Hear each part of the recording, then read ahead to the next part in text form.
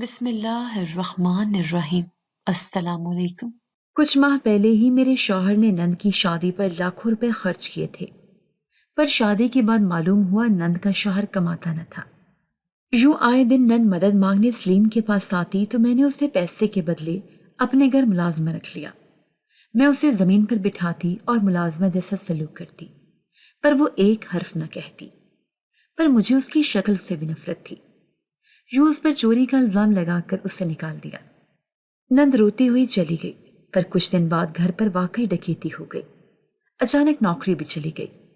جب کچھ مہینوں میں گزارا مشکل ہو گیا تو میں ملازمت کرنے ایک عالی شان بنگلے پر گئی، پر اس کی مالکن کو دیکھ پتھر ہو گئی، کیونکہ وہ نند۔ مجھے آج بھی وہ دن یاد ہے جب میرے شوہر سلیم نے اپنی بہن کی شادی کا فیصلہ کیا تھا۔ میں نے تب بھی اندازہ لگا لیا تھا کہ یہ شادی میرے لیے کسی مصیبت سے کم نہیں ہوگی، مگر یہ اندازہ نہیں تھا کہ یہ مصیبت میری اپنی بنائی ہوئی ہوگی۔ اس دن میں نے نیا جوڑا پہنا تھا، مہنگی خوشبو لگائی اور اپنے شیشے کی طرح چمکتے گھر میں بیٹھی چائے پی رہی تھی۔ سب کچھ بہترین تھا، زندگی میں کوئی کمی نہیں تھی، بلکہ مجھے تو یہ لگتا تھا کہ ہم سب سے زیادہ خوشحال لوگ ہیں۔ میرے سلیم کا کاروبار دن دوگنی رات چوگنی ترقی کر رہا تھا اور مجھے کسی بات کی فکر نہیں تھی، مگر پھر وہ فون آیا جس نے میرا دن برباد کر دیا۔ باجی، بھیا سے بات کروا دے، مجھے ان سے بہت ضروری بات کرنی ہے۔ نند کی آواز میں ایک عجیب سی بے چینی تھی۔ میں نے بیزاری سے فون رکھا اور سلیم کو بلا کر دیا۔ میں نے دل میں سوچا، اب کیا نیا مسئلہ کھڑا ہو گیا؟ چند لمحوں بعد سلیم میرے پاس آئے، چہرے پر ایک سنجیدگی تھی۔ میری بہن کی شادی طے ہو گئی ہے۔ میں نے حیرت سے ان کی طرف دیکھا، کیونکہ اس سے پہلے کوئی بات چیت نہیں ہوئی تھی۔ کون ہے لڑکا؟ کیا کرتا ہے؟ میں نے لاپرواہی سے پوچھا۔ اچھی فیملی سے ہے، لیکن ابھی جاب پر نہیں لگا، تعلیم یافتہ ہے، جلدی سیٹ ہو جائے گا۔ یہ سنتے ہی میرا دماغ گھوم گیا۔ کیا مطلب ابھی جاب پر نہیں لگا؟ تمہاری بہن کی شادی کسی بے روزگار سے کر رہے ہو؟ اور پیسے، خرچہ، کیا لڑکی والے کچھ دے رہے ہیں؟ میرے سوالوں کی بوچھاڑ پر سلیم خاموش ہو گئے۔ مجھے اندازہ ہو گیا تھا کہ یہ شادی مکمل طور پر ہمارے خرچے پہ ہونے والی ہے۔ کچھ دنوں بعد نند کی شادی کی تیاریاں زور و شور سے ہونے لگی۔ لاکھوں روپے پانی کی طرح بہائے جا رہے تھے۔ ہر جگہ خوشی کا ماحول تھا، مگر میرے دل میں غصے کی آگ دہک رہی تھی۔ یہ سب میرے بچوں کے حق پر ڈاکہ ہے، میں نے خود سے کہا۔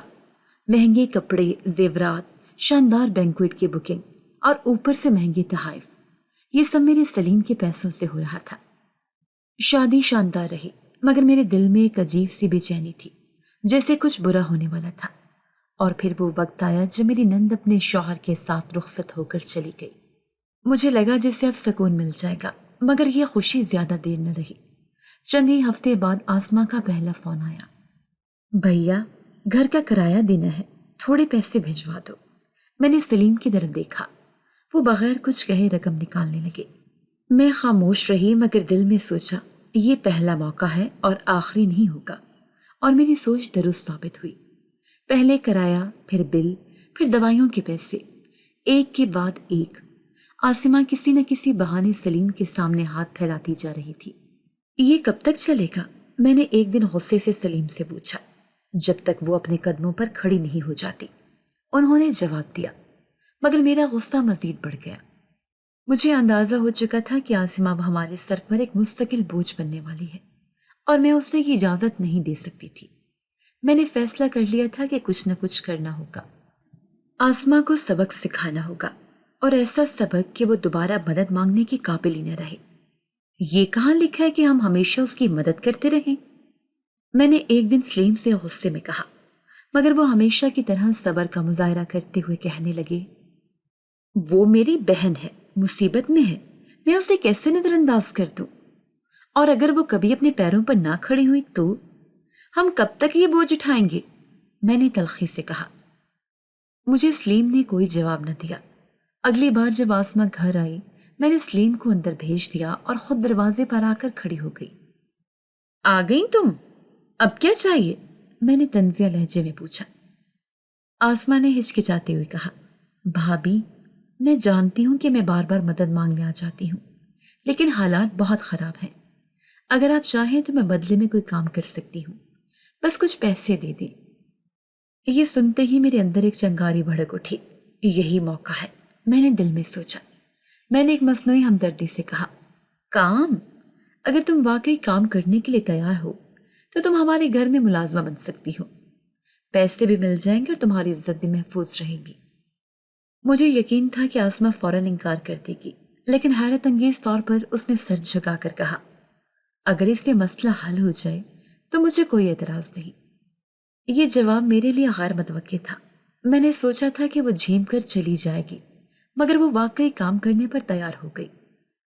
اگلے دن آسمہ صبح وقت پر آ گئی. اس کا حلیہ سادہ تھا، مگر آنکھوں میں عجیب سی چمک تھی.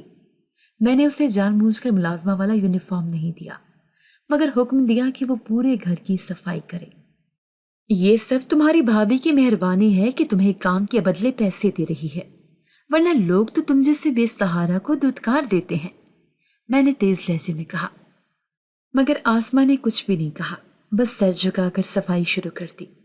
میں نے جان بوجھ کر اسے نیچے دکھانے کے لیے اسے زمین پر بٹھا کر برتن دھونے کا کام دیا، مگر اس کے چہرے پر کوئی ناگواری نہ تھی.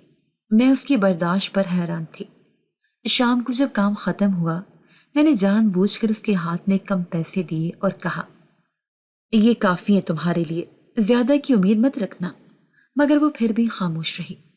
یہی خاموشی مجھے بے چین کر رہی تھی. مجھے لگا جیسے میں جیتنے کے باوجود ہار رہی تھی. ایک دن میں نے فیصلہ کر لیا کہ اب یہ تماشا ختم ہونا چاہیے. مجھے اسے ہمیشہ کے لیے اس گھر سے نکالنا تھا.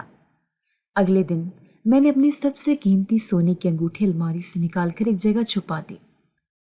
آسمہ ہمیشہ کی طرح کام میں مصروف تھی.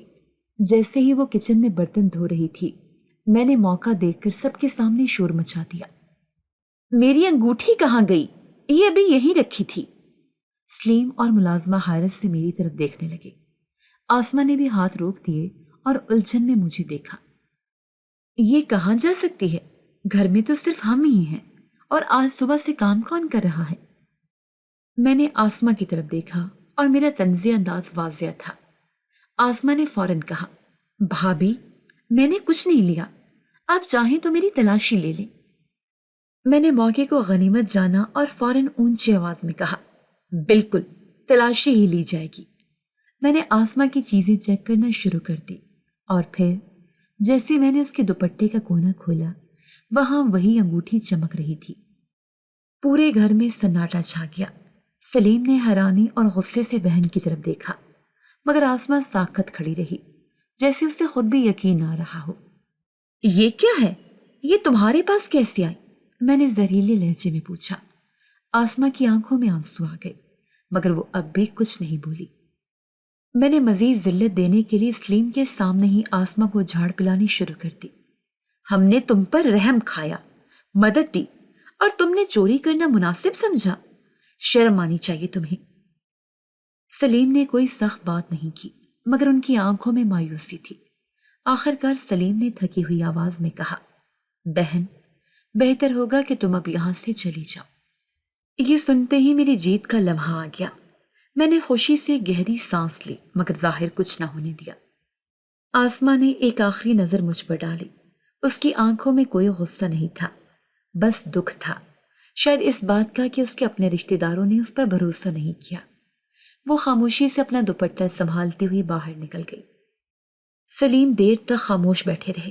میں نے موقع دیکھ کر چہرے پر افسوس کے تاثرات سجائے اور کہا، دیکھ لیا، ہم پر کوئی بھروسہ نہیں کر سکتا تھا، وہی ہمیں دھوکہ دے گئی. سلیم نے گہری سانس لی اور بس اتنا کہا، مجھے امید تھی کہ وہ ایسا نہیں کرے گی، مگر شاید میں غلط تھا. میں نے اندر ہی اندر خوشی محسوس کی. یہ مسئلہ ہمیشہ کے لیے ختم ہو چکا تھا، مگر میں نہیں جانتی تھی کہ قسمت نے میرے لیے ایک اور کھیل تیار کر رکھا تھا. ایک رات سب کچھ بدل گیا. وہ رات معمول کی طرح تھی. میں اور سلیم اپنے کمرے میں تھے. گھر کی ساری لائٹس بند ہو چکی تھیں اور ملازم بھی اپنے کمروں میں جا چکے تھے.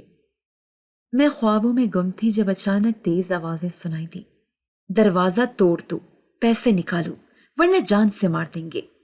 میری آنکھیں خوف سے کھل گئیں. سلیم بھی ہڑبڑا کر اٹھ بیٹھے.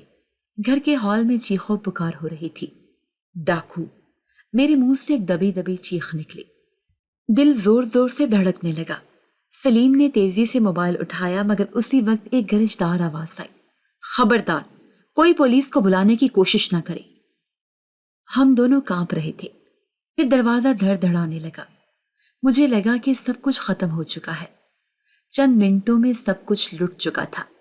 زیورات، نقدی، قیمتی سامان، سب کچھ وہ لے جا چکے تھے۔ گھر کا ایک کونا خالی سا لگ رہا تھا۔ میں زمین پر بیٹھ گئی، آنکھوں سے آنسو بہنے لگے۔ یہ سب کیسے ہو گیا؟ ہمارا سارا اثاثہ چلا گیا، میں نے کانپتی آواز میں کہا۔ سلیم بھی خاموشی سے تباہ شدہ لاکر کو دیکھ رہے تھے۔ ان کے چہرے پر ایک عجیب سی کیفیت تھی، جیسے وہ کسی اور ہی خیال میں گم ہو۔ پھر انہوں نے ایک دم کہا، کہیں یہ میری بہن کی بد دعا تو نہیں؟ میرا دل ایک لمحے کے لیے کانپ گیا۔ یہ واقعی بد دعا تھی؟ مجھے آسما کی خاموشی یاد آئی۔ وہ پلٹ کر کچھ کہے بغیر چلی گئی تھی۔ کیا وہ اپنی تکلیف کے آنسوں میں کوئی دعا کر گئی تھی جو ہم پر الٹ گئی؟ مگر سلیم کی آنکھوں میں شکوک کے سائے بڑھنے لگے تھے۔ کیا ہم نے واقعی زیادتی کی تھی؟ کیا میری بہن چور نہیں تھی؟ اگر وہ بے قصور تھی تو ہم نے اس پر کتنا بڑا الزام لگا دیا۔ سلیم کی باتیں میرے اندر ایک عجیب سی بے چینی پیدا کر رہی تھی۔ یہ سب اتفاق ہے، میں نے زبردستی مسکراتے ہوئے کہا۔ یہ آسما کی وجہ سے نہیں ہوا، ڈاکے ہر جگہ ہو رہے ہیں۔ مگر میں نے خود اپنی آواز میں جھوٹ کی جھلک محسوس کی۔ اگلے چند دنوں میں ہر چیز بدلنے لگی۔ پہلے کاروبار میں نقصان ہوا، پھر سلیم کے کچھ قریبی دوستوں نے بھی ان سے دوری اختیار کرنا شروع کر دی۔ مجھے محسوس ہونے لگا کہ جیسے ہر چیز ہاتھ سے نکلتی جا رہی ہے۔ میں نے ہمیشہ خود کو مضبوط سمجھا تھا۔ میں ان عورتوں میں سے نہیں تھی جو صرف شوہر پر انحصار کرتی ہیں۔ میرے پاس ایک اچھی نوکری تھی اور یہ مجھے ہمیشہ یہ احساس دلاتی تھی کہ میں کسی پر بوجھ نہیں ہوں۔ لیکن پھر ایک دن آفس سے ایک ای میل آئی۔ ہمیں افسوس ہے کہ کمپنی کے مالی حالات کے پیش نظر کچھ ملازمین کو فارغ کرنا پڑ رہا ہے اور آپ بھی ان میں شامل ہیں۔ میری آنکھوں کے آگے اندھیرا چھا گیا۔ یہ کیسے ہو سکتا ہے؟ میں تو بہترین پرفارمر تھی، انہوں نے مجھے کیوں نکالا؟ میں نے فوراً اپنے باس کو فون کیا مگر انہوں نے صاف کہہ دیا کہ یہ فیصلہ بدلا نہیں جا سکتا۔ میں نے خود کو سنبھالنے کی کوشش کی۔ میں نے سوچا چلو کوئی بات نہیں، سلیم کی کمائی تو ابھی ہے۔ مگر جب میں نے انہیں یہ خبر سنائی تو ان کے چہرے پر حیرت نہیں تھی۔ وہ کچھ دیر خاموش رہے، پھر بولے، میری کمپنی کا بھی برا حال ہے۔ کل ہی 3 بڑے کلائنٹس نے معاہدہ ختم کر دیا۔ میں نے جھٹکے سے ان کی طرف دیکھا۔ کیا؟ تم نے مجھے پہلے کیوں نہیں بتایا؟ میں تمہیں پریشان نہیں کرنا چاہتا تھا، لیکن سچ یہ ہے کہ کمپنی خسارے میں جا رہی ہے۔ میں نے پہلے بھی کچھ قرضے لے رکھے تھے۔ اگر حالات ایسے ہی رہے تو ہمیں اپنا گھر بھی بیچنا پڑ سکتا ہے۔ گھر بیچنا؟ یہ سن کر میرے پیروں تلے زمین نکل گئی۔ کچھ دن بعد جب حالات بدتر ہونے لگے تو ہم نے اپنے قریبی رشتہ داروں سے مدد مانگنے کا سوچا۔ میں نے اپنی ایک امیر سہیلی کو فون کیا جس کے ساتھ میں ہمیشہ مہنگے کیفے میں بیٹھ کر زندگی کے مزے لیا کرتی تھی۔ یار، تمہیں اندازہ نہیں ہم کتنے مشکل وقت سے گزر رہے ہیں۔ اگر تم کچھ مدد کر سکو تو۔ میں نے ابھی اپنی بات مکمل بھی نہیں کی تھی کہ وہ ہنستے ہوئے بولی، افسوس ہوا سن کر، مگر تم جانتی ہو کہ میں خود بھی کافی مصروف ہوں، بس دعا کر سکتی ہوں تمہارے لیے۔ پھر فون بند ہو گیا۔ مجھے ایسا لگا جیسے کسی نے ایک زوردار تمانچہ مارا ہو۔ دعا؟ جس دوست کے ساتھ میں نے ہمیشہ اچھا وقت گزارا، آج وہی مجھے نظر انداز کر رہی تھی۔ سلیم کے جانے والے بھی اب فون کاٹ دیتے تھے، رشتہ دار بہانے بنانے لگے تھے۔ دن ہفتوں میں اور ہفتے مہینوں میں بدل گئے، مگر ہمارے حالات سدھرنے کی بجائے مزید بگڑتے چلے گئے۔ میں نے اپنی نوکری کھو دی تھی، سلیم کے کاروبار میں مسلسل نقصان ہو رہا تھا اور اب ہمیں اپنی بنیادی ضروریات کے بارے میں بھی سوچنا پڑ رہا تھا۔ وہی میں جو ہمیشہ فخر سے کہتی تھی کہ ہمارے پاس سب کچھ ہے، اب ایک ایک روپے کا حساب رکھنے پر مجبور تھی۔ گھر کے اندر کا ماحول عجیب ہو چکا تھا۔ کبھی میں سلیم کو الزام دیتی کہ انہوں نے اپنی بہن پر اتنا خرچ کیوں کیا، کبھی وہ کہتے کہ یہ سب قسمت کا کھیل ہے، مگر سچ تو یہی تھا کہ ہم ڈوب رہے تھے۔ ایک دن میں نے نوکری کے لیے مختلف جگہوں پر درخواستیں بھیجی، مگر کہیں سے جواب نہیں آیا۔ پہلے میں جس کمپنی میں کام کرتی تھی وہاں میں دوبارہ بات کرنے کی کوشش کی، مگر جواب ملا، آپ کا شعبہ اب کمپنی کے پلان میں شامل نہیں ہے، افسوس۔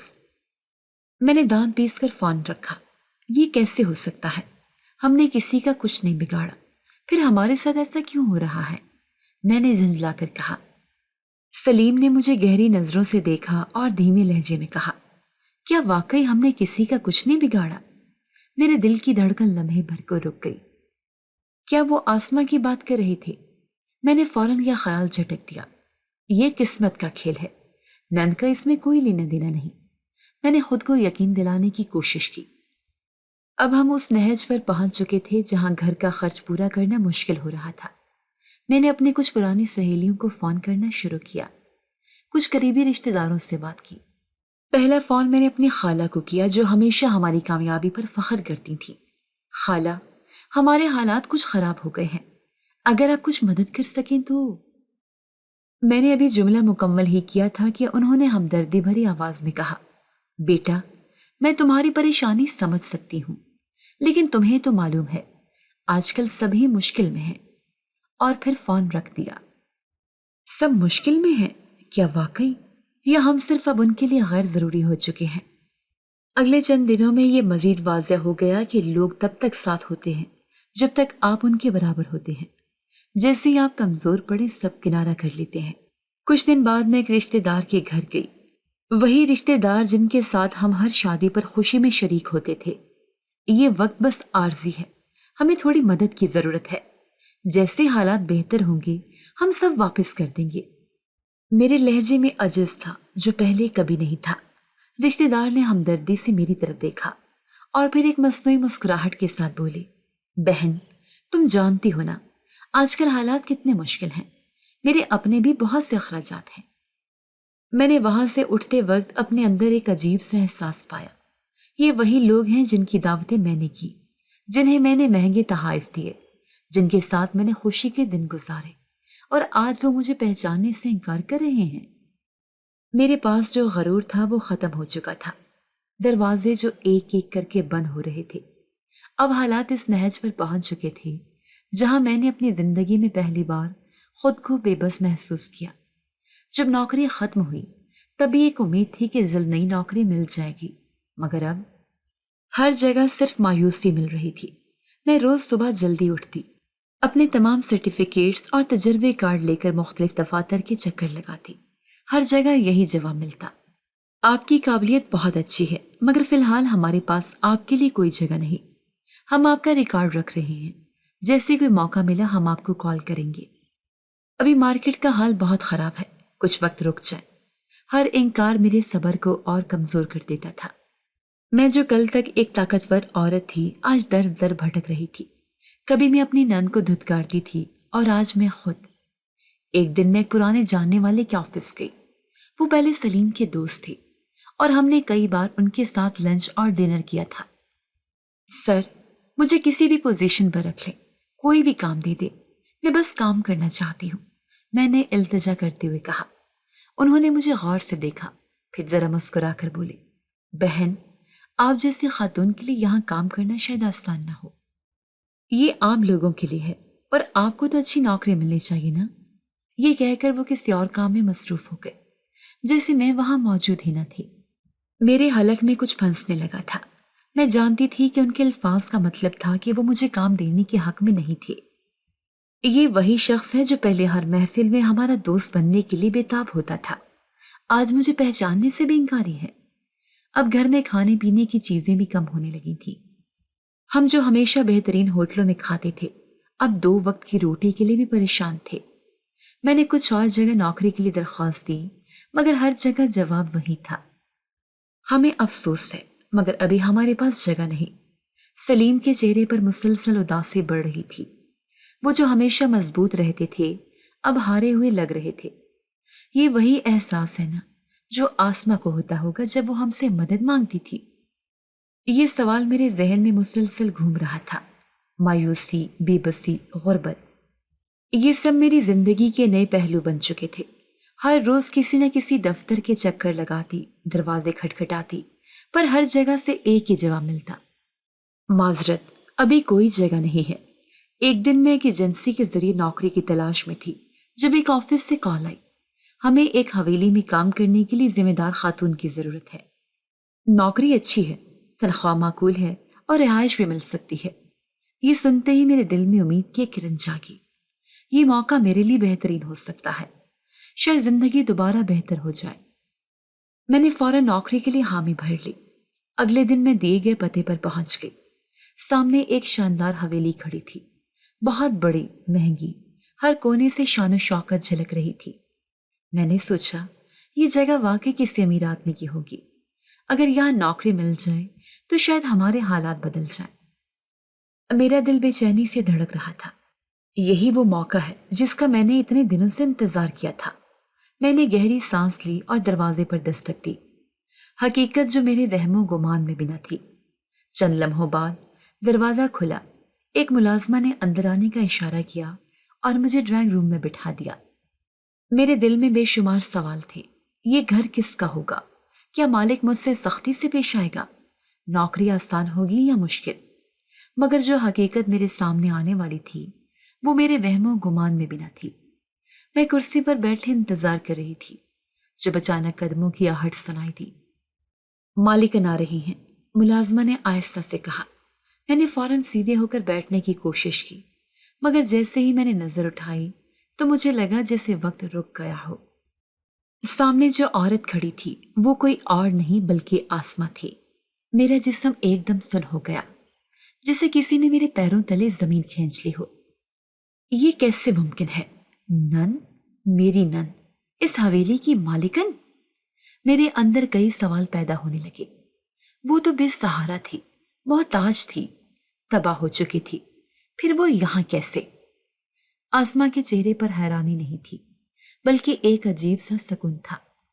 وہ خاموشی سے مجھے دیکھ رہی تھی، جیسے اسے پہلے سے معلوم ہو کہ میں آؤں گی۔ کیا وہ بدلہ لے گی؟ میرے دل کی دھڑکن بے قابو ہو چکی تھی۔ آسماں نے مجھے چند لمحے خاموشی سے دیکھا، پھر دھیرے سے مسکرا کر بولی، بیٹھو بھابھی، بیٹھو۔ میں نے حیرت سے اسے دیکھا۔ کیا میں نے ٹھیک سنا؟ وہ مجھے بیٹھنے کو کہہ رہی ہے؟ وہ مجھے نیچا دکھانے کی کوشش نہیں کر رہی؟ میری ٹانگیں کانپ رہی تھیں۔ میں آہستہ آہستہ صوفے پر بیٹھ گئی۔ میرے ہاتھوں کی انگلیاں لرز رہی تھیں، دل خوف سے کانپ رہا تھا۔ وہ کچھ بول کیوں نہیں رہی؟ وہ مجھے ذلیل کیوں نہیں کر رہی؟ وہ مجھ پر غصہ کیوں نہیں نکال رہی؟ کیا وہ مجھ پر کوئی اور بڑا وار کرنے والی ہے؟ کمرے میں گہری خاموشی چھا گئی۔ آسماں نے چپ چاپ ملازمہ کو اشارہ کیا اور میرے لیے چائے منگوائی۔ چائے؟ میرے ذہن نے قبول کرنے سے انکار کر دیا۔ یہی وہ عورت ہے جسے میں نے ملازمہ بنا کر حقیر سمجھا تھا، اور آج وہ خود مجھے عزت سے چائے پیش کر رہی ہے۔ میں نے نظریں جھکا لی۔ میرے اندر کا غرور مکمل طور پر ٹوٹ چکا تھا۔ میں اسے نظریں کیوں نہیں ملا پا رہی؟ یہ احساس جو اندر سے ختم کر رہا تھا۔ آسماں نے نرمی سے پوچھا، بھابھی، آپ یہاں نوکری کے لیے آئی ہیں؟ مجھے لگا جس سے میرے حلق میں کانٹے چپ گئے ہوں۔ کیا وہ جانتی ہے کہ میں اس کی ملازمہ بننے آئی ہوں؟ میں نے کپ کپاتے ہونٹوں سے کہا، ہاں، اگر یہاں کوئی کام ہو تو میں کر لوں گی۔ میری آواز میں وہ اعتماد نہیں تھا جو پہلے ہوا کرتا تھا۔ آسماں نے کچھ لمحے سوچا، پھر مسکرا کر بولی، مجھے کام کرنے والے لوگ ہمیشہ عزیز رہے ہیں۔ آپ بھی اگر یہاں نوکری کرنا چاہیں تو مجھے کوئی اعتراض نہیں۔ مجھے لگا جیسے میرے اندر کچھ ٹوٹ گیا ہو۔ میں چاہتی تھی کہ وہ مجھے ذلیل کرے، مجھے میری غلطیوں کا احساس دلائے، مجھے برا بھلا کہے، مگر وہ تو ایک مختلف انسان بن چکی تھی۔ اب میں کیا کروں؟ میرے اندر جذبات کا طوفان تھا۔ میرے پاس اب کوئی اور راستہ نہیں تھا، مگر میرا دل یہ تسلیم کرنے کو تیار نہیں تھا کہ میں اپنے ہی نند کی ملازمہ بن جاؤں۔ آسماں کے پاس بیٹھے ہوئے مجھے اپنی بے بسی کا شدت سے احساس ہو رہا تھا۔ وہ جسے میں نے ذلت اور تکلیف دی تھی، آج وہ مجھ سے زیادہ طاقتور، زیادہ خود مختار اور سب سے بڑھ کر زیادہ پرسکون لگ رہی تھی۔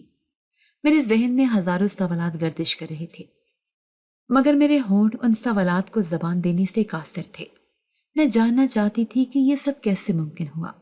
آخرکار آسماں نے خود ہی خاموشی توڑی اور کہنے لگی، بھابھی، شاید آپ سوچ رہی ہوں گی کہ میں یہاں تک کیسے پہنچی۔ میں نے نظریں جھکا لی مگر دل میں بے حد تجسس تھا۔ ہاں، مجھے یہی سوال کھا رہا ہے۔ اس نے دھیرے سے گہری سانس لی اور بولی، جب میں آپ کے گھر سے نکلی تھی تو میرے پاس نہ پیسے تھے نہ ٹھکانہ۔ میرا شوہر پہلے ہی بے روزگار تھا اور ہمارے پاس کوئی سہارا نہیں تھا۔ جس دن میں نکلی مجھے ایسا لگا جس سے دنیا ختم ہو گئی ہو۔ میرا دل اندر ہی اندر شرمندگی سے ڈوبنے لگا۔ پھر تم نے کیا کیا؟ میں نے ہلکی آواز میں پوچھا۔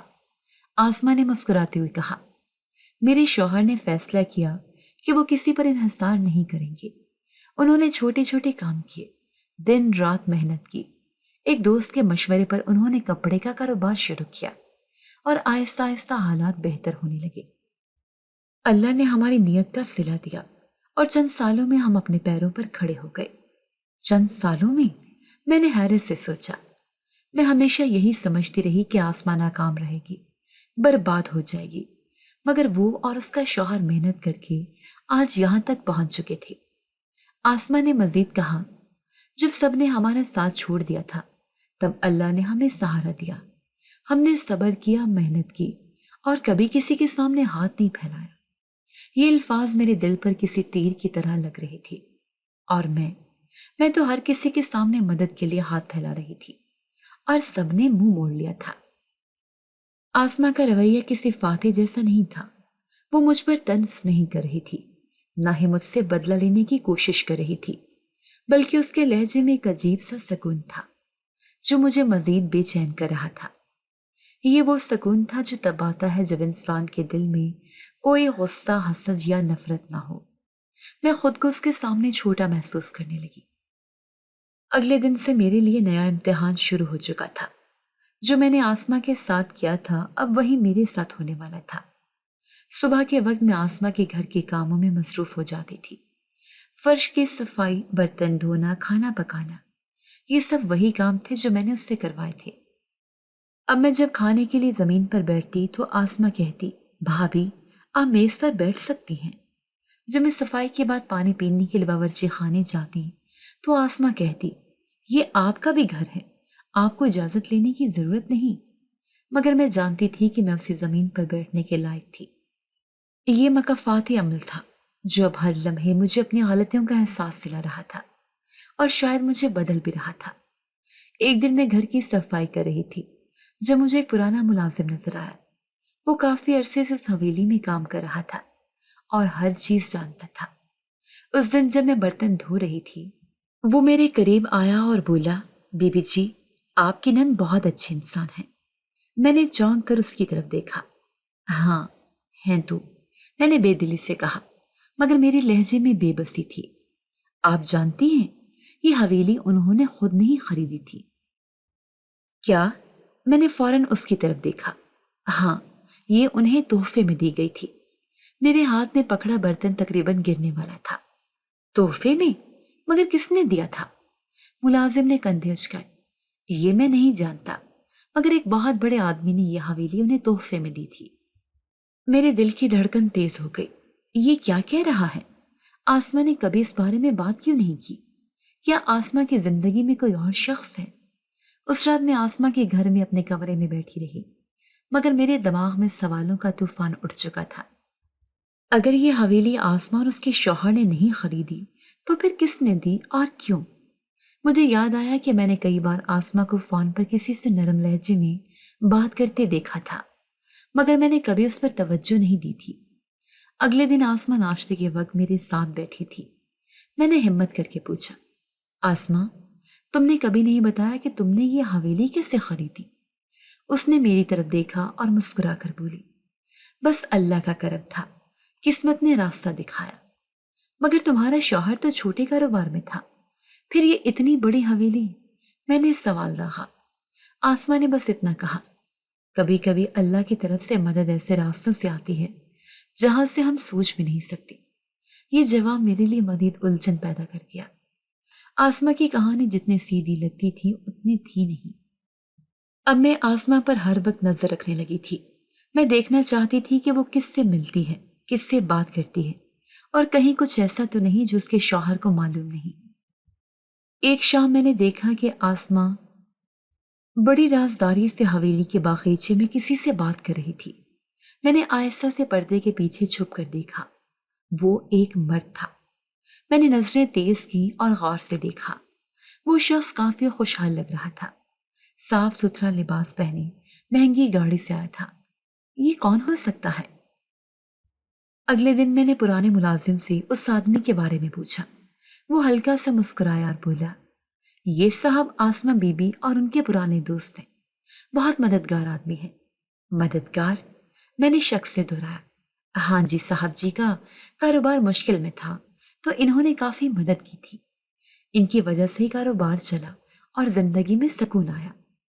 کیا واقعی صرف مدد تھی یا کچھ اور؟ یہ سوال میرے دماغ میں بار بار گونجنے لگا۔ آخر وہ کون ہے جو آسمہ کی مدد کر رہا تھا؟ اگر سب کچھ قسمت کا کھیل تھا تو پھر یہ شخص آسمہ کی زندگی میں کیا کر رہا تھا؟ میں نے آسمہ سے براہ راست پوچھنے کا سوچا، مگر جیسے میں نے سوال کیا، آسمہ مسکرا کر کہنے لگی، بھابھی، کچھ سوالوں کے جواب وقت خود دے دیتا ہے، انہیں زبردستی جاننے کی ضرورت نہیں ہوتی۔ یہ جملہ مجھے مزید تڑپا گیا۔ اب میں نے خود ہی حقیقت کا پتہ لگانے کا فیصلہ کر لیا تھا۔ میں نے حویلی کے ایک پرانے ملازم سے رازداری سے بات کی۔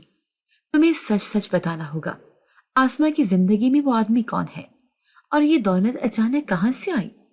ملازم نے ایک لمحے کے لیے سوچا، پھر دھیرے سے بولا، بی بی جی، یہ کہانی اتنی سیدھی نہیں ہے جتنی لگتی ہے۔ آسمہ بی بی اور ان کے شوہر نے بہت محنت کی تھی، مگر ایک وقت آیا جب ان کا کاروبار مکمل طور پر تباہ ہو گیا تھا۔ کیا؟ میں نے چونک کر کہا، ہاں، دیوالیہ ہو گئے تھے، سب کچھ ختم ہو گیا تھا۔ یہ سن کر میرا دماغ سن ہو گیا۔ آسمہ نے اپنے شوہر کو چھوڑنے کے بارے میں سوچا تھا؟ اس نے ایسا کیا کیوں نہیں؟ میں نے جلدی سے پوچھا۔ ملازم نے ایک نظر ادھر ادھر ڈالی، جیسے کوئی خطرناک راز بتانے والا ہو، اور پھر بولا، یہ سب اس پراسرار آدمی کے آنے کے بعد بدلا تھا۔ یہ آدمی کون ہے؟ میں نے تیزی سے پوچھا۔ ملازم نے آہستہ سے کہا، یہ وہی شخص ہے جس نے آسمہ کے شوہر کو دوبارہ کاروبار میں لا کھڑا کیا۔ وہ ان کے لیے مسیحا بن کر آیا تھا۔ لیکن یہ شخص کون ہے اور اس نے یہ سب کیوں کیا؟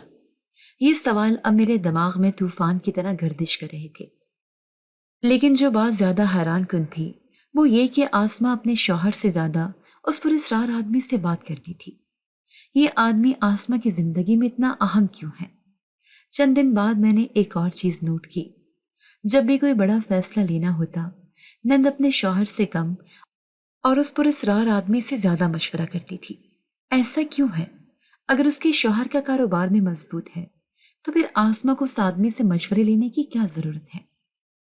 یہ سوال میرے ذہن میں ہتھوڑے کی طرح بجنے لگا تھا۔ ایک رات میرے ہاتھ وہ موقع آ گیا جس کا میں شدت سے انتظار کر رہی تھی۔ وہ رات عام راتوں کی طرح لگ رہی تھی، مگر میری بے چینی بڑھتی جا رہی تھی۔ میں اس راز کو جاننے کے لیے کچھ بھی کر سکتی ہوں۔ رات کا وقت تھا، سب لوگ اپنے کمروں میں جا چکے تھے، مگر میں جاگ رہی تھی۔ میرے دل میں بے چینی تھی، جیسے کچھ ہونے والا ہو۔ پھر اچانک میں نے کھڑکی سے باہر ایک سایہ گزرتے دیکھا۔ یہ کون ہے؟ میں نے دبے قدموں چل کر دروازے سے جھانکا اور میری آنکھیں حیرت سے کھلی کی کھلی رہ گئی۔ آسمہ، وہ اس آدمی سے ملنے جا رہی ہے۔ میرے دل کی دھڑکن تیز ہو گئی۔ یہ شخص یہاں کیا کر رہا ہے؟ آسمہ اس سے چھپ کر کیوں مل رہی ہے؟ میری سانسیں رکنے لگی اور میں دبے قدموں ان کے قریب جانے لگی تاکہ ان کی باتیں سن سکوں۔ میں نے خود کو درخت کے پیچھے چھپا لیا اور پوری توجہ سے ان کی گفتگو سننے لگی۔ آدمی نے گہری آواز میں کہا، جو راز ہم نے چھپایا تھا، اگر وہ کھل گیا تو سب کچھ برباد ہو جائے گا۔ راز؟ کون سا راز؟ میرے دماغ میں جیسے دھماکہ ہو گیا تھا۔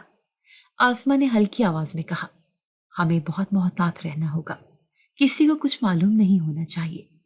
میرے پیروں تلے زمین نکل گئی۔ یہ لوگ آخر چھپا کیا رہے ہیں؟ اب مجھے یقین ہو چکا تھا کہ آسمہ کے پاس کوئی خوفناک راز ہے جو شاید اس کی اپنی تباہی کی جڑ بھی بن سکتا ہے، اور میں نے فیصلہ کر لیا تھا کہ میں اس راز کو جان کر رہوں گی، چاہے کچھ بھی ہو جائے۔ میرے دل میں طوفان اٹھ رہا تھا، مگر نند کا رویہ اب بھی پرسکون تھا۔ کیا وہ واقعی اس راز کو ہمیشہ کے لیے دفن کر دینا چاہتی ہے یا اسے یقین ہے کہ میں کچھ نہیں کر سکتی؟ اگلی صبح میں ناشتے کی میز پر آسما کے سامنے بیٹھی تھی۔ اس کے چہرے پر وہی ہلکی سی مسکراہٹ تھی، جیسے کچھ ہوا ہی نہ ہو۔ میں نے دبے لفظوں میں کہا، بعض اوقات کچھ لوگ اپنی محنت سے نہیں بلکہ کسی کی مدد سے آگے بڑھتے ہیں، اور وہ مدد ہمیشہ نیک نیتی پر مبنی نہیں ہوتی۔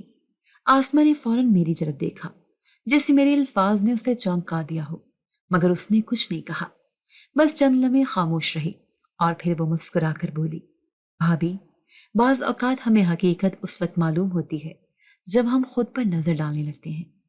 یہ کہہ کر وہ اٹھ کر چلی گئی، اور میں حیران رہ گئی۔ یہ جواب تھا یا پھر ایک اور راز؟ اس دن میری بے چینی مزید بڑھ گئی۔ شام کے وقت میں آسما کے گھر کے پرانے سامان کو ترتیب دینے میں مدد کر رہی تھی جب میری نظر ایک پرانی الماری پر پڑی۔ شاید اس میں کچھ ایسا ہو جو میرے سوالوں کے جواب دے سکے۔ میں نے آہستہ سے دراز کھولی اور اندر کچھ کاغذات پڑے تھے۔ میں نے انہیں الٹ پلٹ کر دیکھا، اور اچانک میری نظر ایک پرانے خط پر پڑی جس کے کونے مڑ چکے تھے۔ یہ کیا ہے؟ جیسے میں نے خط کھولا، میرے جسم میں جھڑجھڑی دوڑ گئی۔ یہ خط اسی آدمی نے اس کی نند کو لکھا تھا۔ یہ خط یہاں کیا کر رہا ہے؟ لیکن اصل جھٹکا مجھے تب لگا جب میں نے خط کے الفاظ پڑھے، میں نے تمہاری مدد اس لیے کی تھی کیونکہ تم نے اس وقت میری مدد کی جب سب نے میرا ساتھ چھوڑ دیا۔ اگر تم نے میرا راز کسی کو بتایا تو سب کچھ برباد ہو جائے گا۔ یہ کیا مطلب ہے؟ کون سا راز؟ میرا دماغ چکرانے لگا۔ یہ خط میرے سوالوں کا جواب تھا، اور شاید ایک ایسا ثبوت تھا جو نند کی حقیقت کو ہمیشہ کے لیے بے نقاب کر سکتا تھا۔ میرے ہاتھ میں پکڑا وہ پرانا خط جیسے میرے پورے وجود کو ہلا دینے کے لیے کافی تھا۔ میرے دل کی دھڑکن بے قابو ہو چکی تھی۔ خط کے الفاظ میرے ذہن میں بار بار گونج رہے تھے، آسما کیا واقعی بے گناہ تھی یا وہ بھی کسی بڑے راز میں شامل تھی؟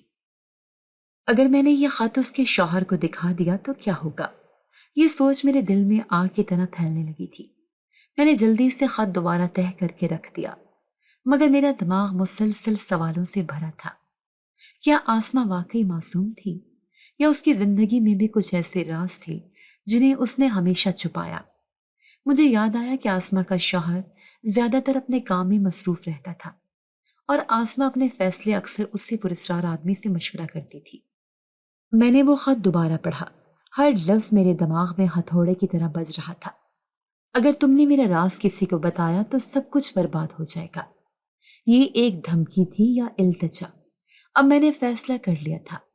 میں یہ خط آسما کے شوہر کو دوں گی، میں سب کچھ کھول کر رکھ دوں گی۔ مجھے یہ خط ان تک پہنچانا ہوگا، انہیں سچ جاننے کا حق ہے۔ مگر جیسے ہی میں ہال میں پہنچی، میرا فون بجنے لگا۔ نمبر نامعلوم تھا۔ میں نے الجھن میں فون اٹھایا، اور جیسے دوسری طرف سے آواز آئی، میرا جسم کانپ اٹھا۔ فوراً اسپتال آ جاؤ، آسما کی طبیعت بہت خراب ہو چکی ہے۔ میری سانسیں رکنے لگی۔ یہ کیا کہہ رہے ہو؟ وہ تو ٹھیک تھی، ابھی انہیں بے ہوشی کی حالت میں لایا گیا ہے۔ ڈاکٹر کہہ رہے ہیں کہ معاملہ نازک ہے۔ میرے ہاتھ سے خط تقریباً گر گیا۔ یہ سب کیا ہو رہا ہے؟ میں آسما کا راز فاش کرنے جا رہی تھی، اور اسی لمحے نند بیمار ہو گئی۔ یہ اتفاق تھا۔ میرے دل میں ایک عجیب خوف بیٹھ گیا تھا۔ کیا میں نے کوئی بہت بڑی غلطی کر دی تھی؟ اسپتال کے دروازے پر قدم رکھتے ہی میرے دل کی دھڑکن تیز ہو گئی۔ کیا میں آسما کو آخری بار دیکھنے جا رہی ہوں؟ یہ سوچ میرے دل میں عجیب خوف پیدا کر رہی تھی۔ جب میں کمرے میں داخل ہوئی تو وہ کمزور ضرور لگ رہی تھی، مگر اس کی آنکھوں میں وہی سکون موجود تھا، جیسے اسے معلوم تھا کہ وقت قریب آ چکا ہے کہ سب حقیقتیں سامنے آ جائیں۔ میری آنکھوں میں آنسو آ گئے۔ میں اس کے قریب جا کر اس کا ہاتھ تھام لیا۔ آسما، میں بہت شرمندہ ہوں۔ میری آواز کانپ رہی تھی۔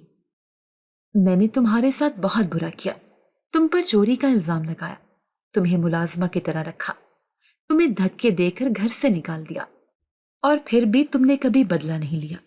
تم اتنی خاموش کیوں ہو؟ اس نے ایک کمزور سے مسکراہٹ کے ساتھ میری طرف دیکھا اور آہستہ سے بولی، مجھے تم سے کوئی شکایت نہیں بھابی، لیکن شاید اب وقت آ گیا ہے کہ تم ایک حقیقت بتا دو جو تمہاری ساری غلط فہمیاں دور کر دے گی۔ میری آنکھوں میں حیرانی اور بے چینی ایک ساتھ ابھر آئی۔ کیسی حقیقت؟ میں نے بے قراری سے پوچھا۔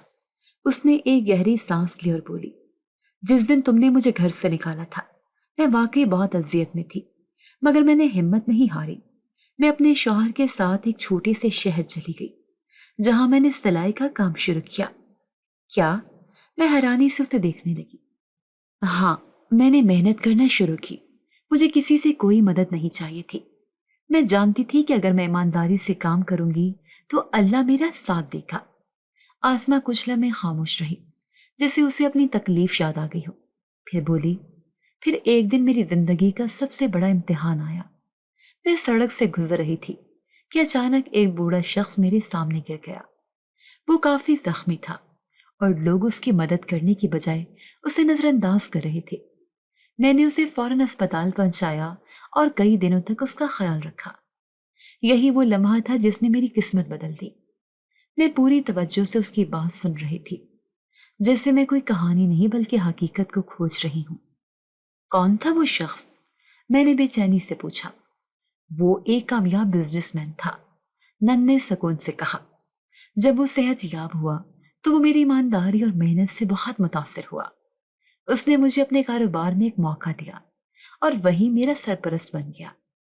یہ سب کیسے ممکن ہے؟ میں حیرت سے بولی۔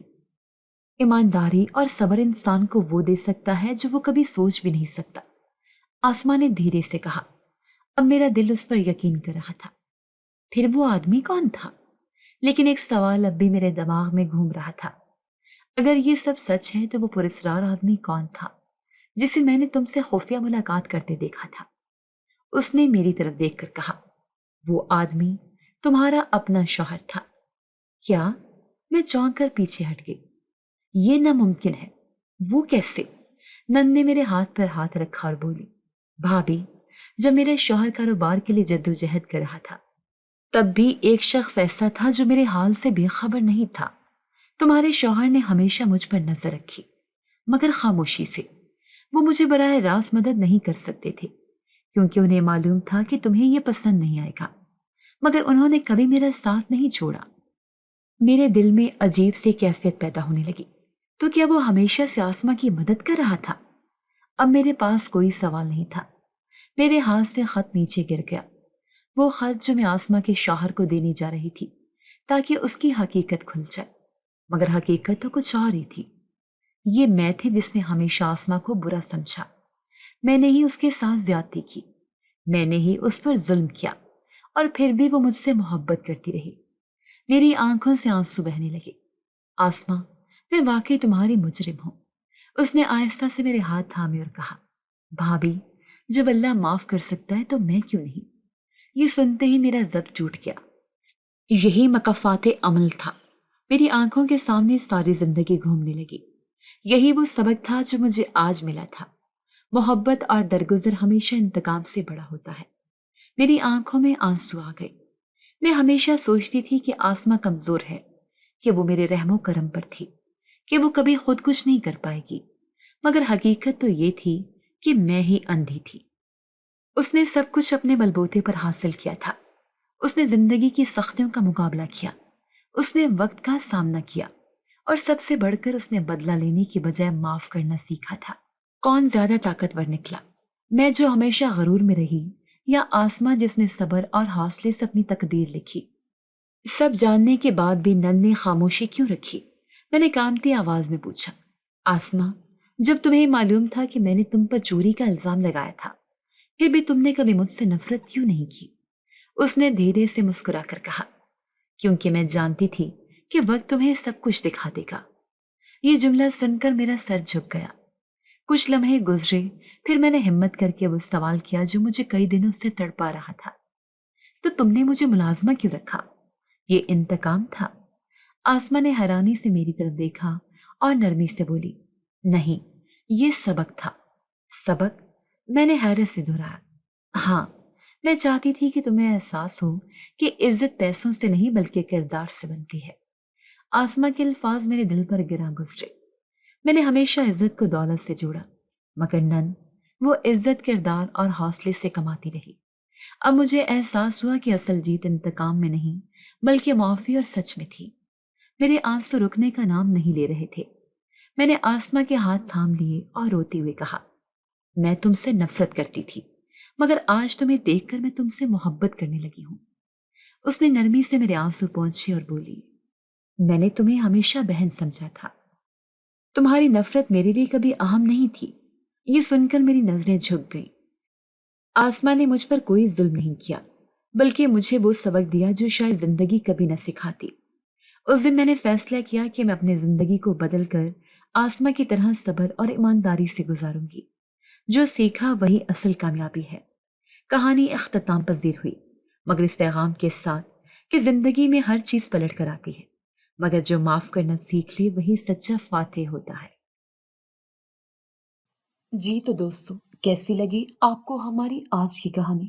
اپنی رائے کا اظہار ہمارے کمنٹس باکس میں ضرور کیجیے گا، اور اگر آپ کو ہماری ویڈیو پسند آئی ہے تو کر لیجیے ہمارے چینل کو سبسکرائب، ویڈیو کو لائک اور بیل آئیکن لازمی پریس کر لیجیے تاکہ ہر نئی آنے والی ویڈیو کا نوٹیفیکیشن آپ کو بر وقت موصول ہو سکے۔ ملتے ہیں ایسی ہی ایک سبق آموز کہانی کے ساتھ، تب تک کے لیے اللہ نگہبان۔